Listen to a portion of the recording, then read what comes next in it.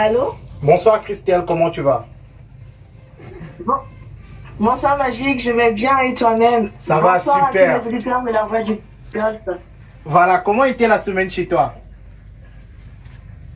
Oh, beaucoup de travail. Ouais. Tu es... L'automne recommence à l'automne commence à s'installer. Qui dit automne dit l'arrivée du froid. Donc, on recommence à couvrir Prophétise. pull, manteau, cardigan. Mais sinon, ça va. Ok, super. Avec toi Christelle, on va parler de tes activités sur le digital, de ce que tu proposes. J'ai envie de savoir déjà, c'est quoi la grotte de 13? Alors, la groupe des 13, c'est un site internet qui se centre spécifiquement sur les phénomènes paranormaux au Cameroun et ailleurs éventuellement. Donc, en fait, je m'attelle à relater les histoires de personnes qui ont été victimes ou témoins de phénomènes paranormaux et qui se racontaient leur histoire. Ok, Et depuis peu, ouais, on t'écoute. oui. On t'écoute. Ah d'accord. Et depuis peu, en fait, j'ai effectué un glissement, on va dire, du site internet pour créer une page Facebook consacrée uniquement à la grotte de 13. Donc sur la page également, je suis beaucoup plus active et je publie dans les histoires en question et notamment quelques astuces spirituelles africaines pour mieux appréhender la vie ou le quotidien. Voilà, Ouais. Christelle, toi qui parles de phénomènes paranormaux, on entend quoi par Mhm. phénomènes paranormaux? Euh, déjà, le nord, enfin, c'est un peu tout ce qui est au-delà, on va dire, de notre réalité physique. Parce que comme, enfin, on va dire, je m'adresse pas à un public sceptique. Là, je m'adresse vraiment à un public, on va dire, amateur ou un public qui croit à la réalité spirituelle. Mais en fait, il y a des choses qui peuvent se passer et qui dépassent notre entendement, ou alors des choses qui sont difficilement explicables par la science. Donc, ici, des choses qui sont au-delà du normal, d'où le terme paranormal. Voilà. Et toi qui parles de ces phénomènes-là, est-ce que tu as mené une étude pour avoir une certaine connaissance de cela? Bon, une étude, enfin, ici dans quel sens? Je vais rester sur une formation universitaire ou autre chose. Genre, pour maîtriser cela, est-ce que toi-même tu es paranormal, excusez-moi du terme, est-ce que tu as une certaine provenance de quelque part, est-ce que tu as été lavé au village? C'est ça que j'aimerais savoir en fait. Non, je ne suis pas lavée, je me laverai jamais. En fait, mais oui, parce que comment je vais dire ça? Une certaine formation, je dirais, enfin, officielle, non, parce que j'ai tout appris auprès de mes grands-parents, de mes oncles, ou des personnes qui maîtrisaient la chose paranormale, tu vois. Et aussi, vu que je suis passionnée par les choses, par la chose, pardon, c'est beaucoup de lecture, beaucoup de lecture autour du domaine, tu vois. Ouais. Et effectivement, après, j'ai envie de dire, tu ne peux pas être, enfin, je ne peux pas faire de généralité, du coup, ça dépend des personnes. Moi, depuis toute petite, je suis attirée par tout ce qui est spirituel, par tout ce qui touche au paranormal, donc voilà. C'était un peu une sorte de continuité, quoi. Ouais. Et toi, dans ton enfance, tu as connu le paranormal, ça se passait comment? Les Africains ont tendance déjà à dire que des enfants jumeaux ont des aptitudes. Ça, c'est vraiment, on va dire, le niveau le plus banal. Donc, déjà, je suis jumelle. Et je me rappelle qu'avec mon frère, bon, surtout moi, je pouvais raconter à mes parents des choses que je voyais, que eux, ils ne voyaient forcément pas. J'avais la capacité de dire de dire des choses qui se produisaient directement. Euh, je pouvais, comment je vais dire, je pouvais te voir et avoir des flashs de ta vie, que ce soit le passé, le présent, le futur, enfin plein, des trucs comme ça, quoi. Donc, oui, quoi, on va dire, je suis plongée dedans depuis. Voilà, et Christelle, en 2000, je crois en 2019 ou 2020, on faisait émission et tu me racontais l'histoire de ton enfance où tu sortais, c'est comme ça qu'on appelle souvent ça, tu sortais la nuit. Comment ça se passait? Ah, ça c'est un peu, je pense que là tu parles du monde astral. Bon, je Ça, connais. ce sont des sorties, Hmm.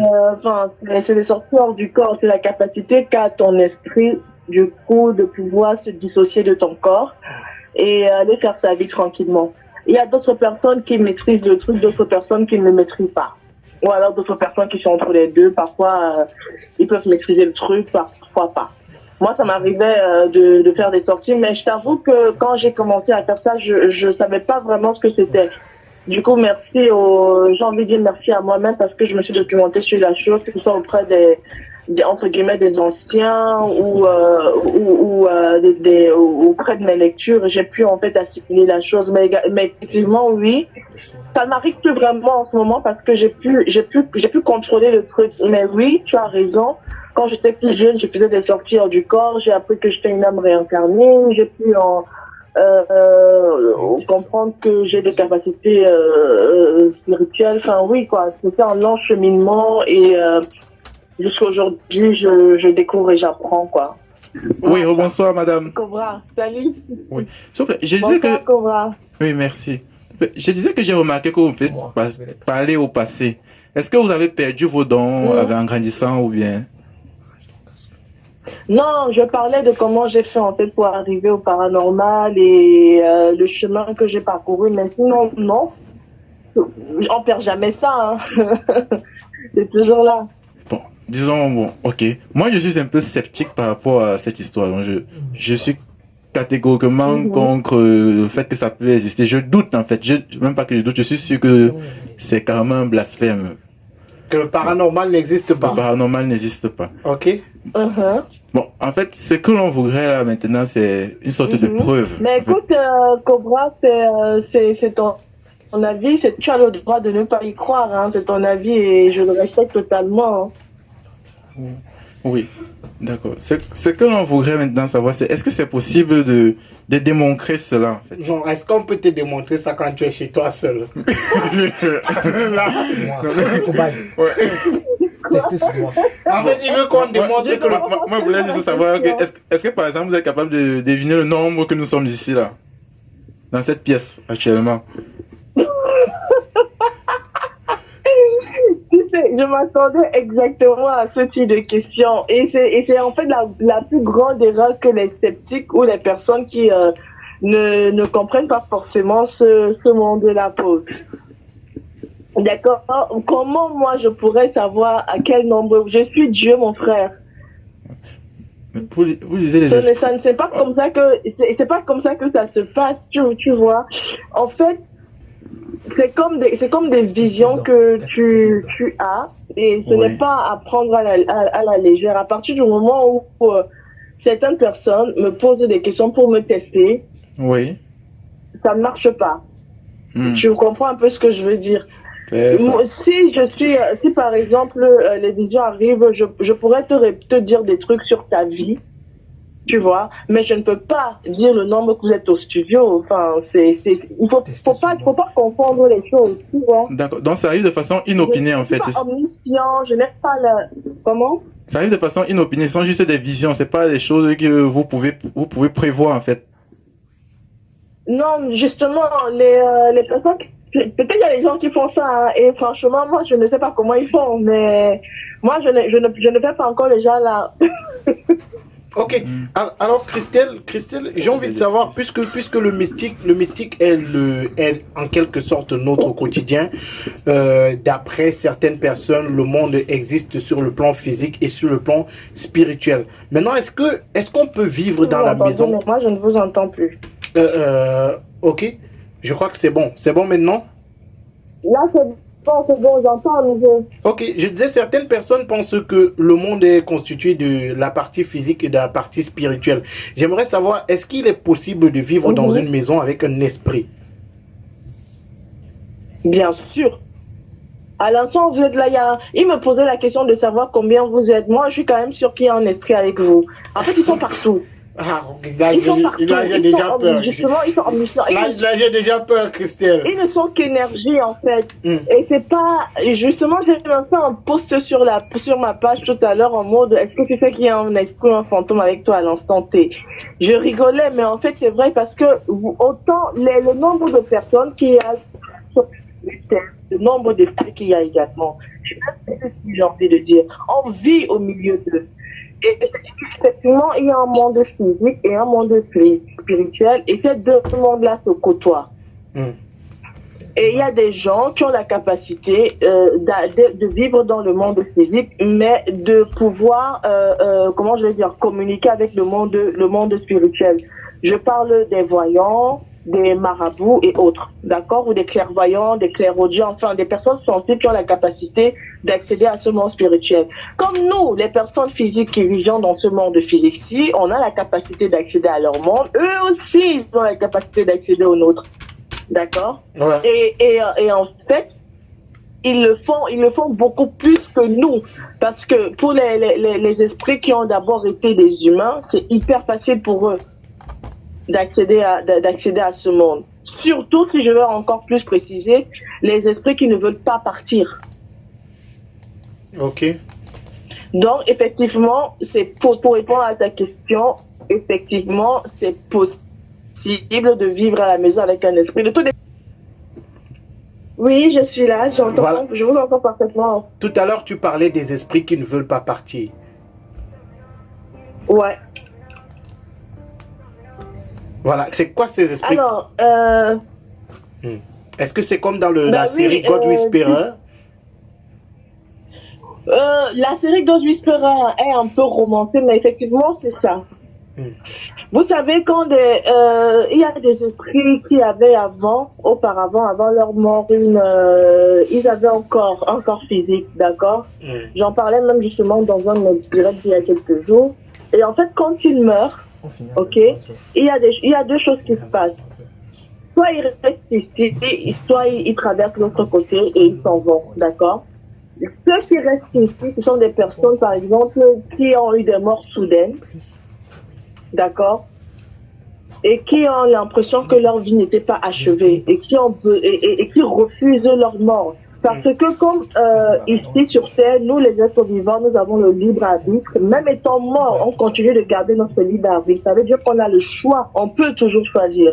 Du coup, il y a des esprits qui décident, qui choisissent de rester ici parce qu'ils estiment qu'ils n'ont pas terminé leur vie humaine et qu'ils ont encore des choses à accomplir. Mais malheureusement, à partir du moment qu'ils sont morts, ils ne peuvent plus avoir une enveloppe humaine. Qu'est-ce qu'ils font alors? Ils décident de rester dans le monde des vivants. Mais ils sont pas totalement dans le monde des vivants parce qu'à partir du moment où tu es mort, tu n'appartiens plus au monde des vivants. Alors ils vont graviter entre les deux mondes. Parfois, il va rester dans la maison avec toi et à un moment, il ne sera pas là. Tu te demanderas où il est. Soit il est peut-être ailleurs, soit il est dans l'entre-deux, on va dire, le monde des vivants et le monde des morts, parce que à partir du moment où il décide de ne pas accéder au monde des morts, il ne peut pas non plus rester longtemps dans le monde des vivants parce que ce n'est plus sa demeure. Le gars ou la go, il reste entre les deux, d'accord? Ok. Est-ce que je sais pas si je me suis bien fait comprendre. Oui, mais maintenant, est-ce qu'il y a une astuce qui existe pour connaître si on a ce genre d'esprit avec nous à la maison? Bien sûr. Mais je sais pas si je dois le dire. Je veux pas être responsable des trucs.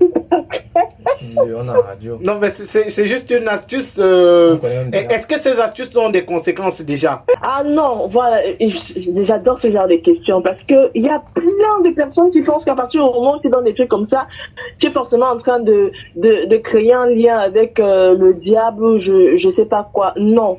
Il faut savoir certaines choses, d'accord? À partir du moment où tu ne lances pas de sort, à partir du moment où tu ne crées pas de lien, un lien spirituel, à partir du moment où tu ne sacrifies pas quelque chose, il n'y a pas de conséquences. En fait, ce sont comme il y a des règles partout, quoi, d'accord? Moi, je peux te donner l'astuce, mais je sais pas. Il y a des personnes qui vont essayer et après, je peux donner l'astuce, hein. Chacun fait comme il veut, mais en fait, Je vais vous raconter un peu ce qui m'était arrivé il y a quelques jours. J'avais publié sur ma page une astuce pour savoir, pour voir le visage de la personne qui te persécute. Sur ma page. Ok. Et du coup, il y a une femme qui l'avait fait et effectivement, elle avait des soupçons sur quelqu'un et dans la nuit, dans son rêve, la personne qu'elle soupçonnait est venue. D'accord, ça a été un combat sans fin et le lendemain matin, la personne enfin, du coup, son bourreau est venu physiquement chez elle parce que c'était sa belle-mère. Dire tout menaçant. C'est devenu la guerre chez elle depuis. Il y a une autre personne qui est venue pour que je regarde un peu la vie. Allô? Oui, je suis là. Voilà, oui, c'est bon. On t'a retrouvé, Christelle. Moi, ce que je peux vous donner, par exemple, comme astuce, c'est des astuces pour avoir la chance, pour éviter, par exemple, les poisons de nuit, les couches de nuit. Mais je vais pas donner une astuce pour voir un fantôme, gars. Ok, c'est quoi, parlons par exemple pour avoir la chance. C'est quoi l'astuce pour avoir la chance? La connexion, elle est vraiment compliquée ce soir. Voilà, Christelle, je demandais c'est quoi l'astuce pour avoir la chance? Désolée, je sais. Ah, ça c'est très facile. Tu prends le clou de girofle. Tu prends les feuilles de laurier. Les feuilles de laurier. Tu prends le citron. Ça peut être 3 citrons. 7 clous de girofle pour les hommes, 9 pour les femmes. 7 feuilles de laurier pour les hommes, 9 pour les femmes. D'accord? Ouais. Tu mets l'eau à bouillir. Et tu mets tout ça dedans. Et en mettant tout ça dedans, tu demandes à Dieu ou à l'univers. Parce que comme j'aime bien lui dire, je ne juge pas les croyances des uns ou des autres. Tu es chrétien, bienvenue. Tu es musulman, bienvenue. Tu crois aux ancêtres, bienvenue. Du coup, tu demandes donc à Dieu, c'est pas de Dieu que tu pries, c'est quoi tes ancêtres, de te libérer. Allô? Allô? Allô? Souci de connexion avec Christelle, elle va certainement nous revenir. Oui, allô? Oui, la connexion, elle est un peu compliquée, mais je pense que c'est bon maintenant. Oui, on va gérer. Du coup, tu mets ça dans l'eau et tu te laves normalement, d'accord? Et quand tu te laves normalement, tu mets le savon, tu te rinces, tu prends maintenant cette eau-là et tu te rinces à nouveau avec ça en faisant des vœux ou en priant, en demandant bonheur, chance, attirant, tout ce que tu veux, d'accord? Tu répètes l'opération pendant 9 jours et après tu vas me donner les résultats. Ok, super. Petite astuce. Ou alors? Oui.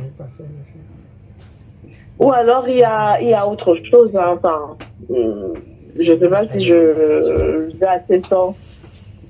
Enfin, en bref, le clou de girofle, les feuilles de laurier, le citron, c'est vos meilleurs amis. Ok. D'accord. Et par exemple, pour éviter la nourriture dans les rêves, si tu es quelqu'un qui a tendance à bien manger dans les rêves jusqu'à mettre la viande dessus. Tu prends une cuillère à café d'huile rouge, puis avale. Ouais. Avant de faire ça, prie ou purifie-toi. Donc, demande à Dieu d'enlever les ondes négatives ou à l'univers d'enlever les ondes négatives sur toi, pardon. Tu avales ça. Si un jour tu manges encore dans tes rêves, ce n'est pas moi. Pareil pour les couches de nuit. Tu prends l'huile rouge que tu mets ça dans ton dago, sur ton dagobert ou ton...